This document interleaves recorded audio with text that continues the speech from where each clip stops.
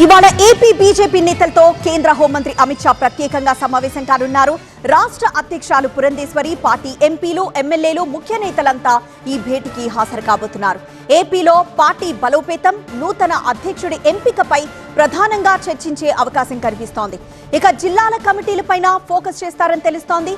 అలాగే రాష్ట్రానికి కేంద్రం నుంచి అందుతున్న సాయాన్ని ప్రజల్లోకి బలంగా తీసుకువెళ్లేందుకు ఏం చేయాలి అనే కార్యాచరణపైన నిర్ణయం తీసుకుంటారు. మరోవైపు ఉదయం 10:30కి బీహెచ్పీ నేతలతో అమిత్ షా భేటీ కాబోతున్నారు. ఇటీవలే హైందవ సంఘారావం సభ విజయవంతంగా నిర్వహించిన నేపథ్యంలో బీహెచ్పీ నాయకులతో అమిత్ షా సమావేశమవుతారు. గోకరాజు, గంగరాజు సహా కొందరు నేతలు షాని కలవబోతున్నారు. కేంద్ర హోంమంత్రి Amit Shah NDRF rising day celebrations లో ముఖ్య అతిథిగా పాల్గొంటారు. జెర్సీ ఆవులను పెంచుతూ నెలకి 2 లక్షల వరకు సంపాదించవచ్చు. ఆ తెలుగు నేర్చుకోవడానికి ఇప్పుడే ఫ్రీడమ్ యాప్ ని డౌన్లోడ్ చేసుకోండి. కృష్ణా జిల్లాలోని కొండపావులూరులో 160 కోట్ల రూపాయల ఖర్చుతో ఎన్డీఆర్ఎఫ్, ఎన్ఐడిఎం క్యాంపస్లు నిర్మించారు. ఆయన వీటిని ప్రారంభించబోతున్నారు. అలాగే ఎన్డీఆర్ఎఫ్ 10 బెటాలియన్ ఆఫీస్ ను కూడా అమిత్ షా ప్రారంభిస్తారు.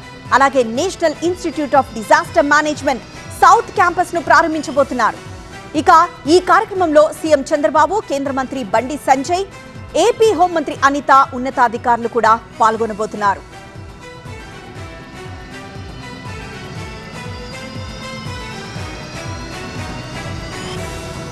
ఇవాళ ఏపీ బీజేపీ నేతలతో కేంద్ర హోంమంత్రి అమిత్ షా ప్రత్యేకంగా సమావేశం కానున్నారు.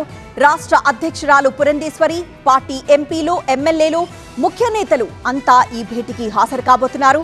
ఏపీలో పార్టీ బలోపేతం, నూతన అధ్యక్షుడి ఎంపికపై ప్రధానంగా చర్చించే అవకాశం ఉంది. ఇక జిల్లాల కమిటీలపైన కూడా ఫోకస్ చేస్తారని తెలుస్తోంది. అలానే రాష్ట్రానికి కేంద్రం నుంచి అందుతున్న సాయాన్ని ప్రజల్లోకి బలంగా తీసుకువెళ్లేందుకు ఏం చేయాలి అనే కార్యాచరణపై కూడా నిర్ణయం తీసుకోబోతున్నారు.